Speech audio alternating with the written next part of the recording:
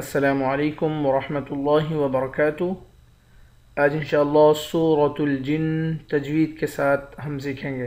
اعوذ باللہ من الشیطان الرجیم۔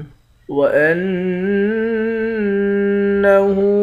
تَعَالَى جَدُّ رَبِّنَا مَا اتَّخَذَ صَاحِبَةً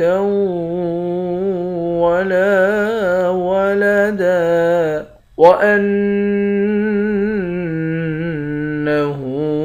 كَانَ يَقُولُ سَفِيهُنَا عَلَى اللَّهِ شَطَطًا وَأَنَّهُ تَعَالَى جَدُّ رَبِّنَا، حمزے کو نون مشدد کے ساتھ ملا کر نون پر غنہ کریں گے۔ ہا کے اوپر الٹا پیش ہے، الٹا پیش کو ایک الف کے مقدار کھینچ کر پڑھتے ہیں۔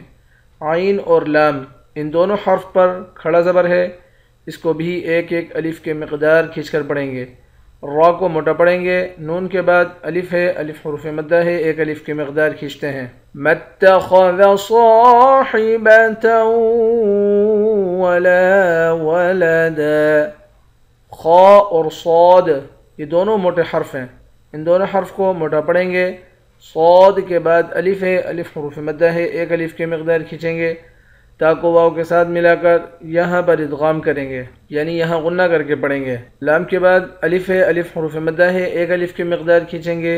آخر میں دو زبر کی تنوین ہے، دو زبر کی تنوین میں جب وقف کرتے ہیں تو ایک زبر بن جاتا ہے۔ وَأَنَّهُ كَانَ يَقُولُ سَفِيهُنَا، حمزے کو نون مشدد کے ساتھ ملا کر نون پر غنہ کریں گے۔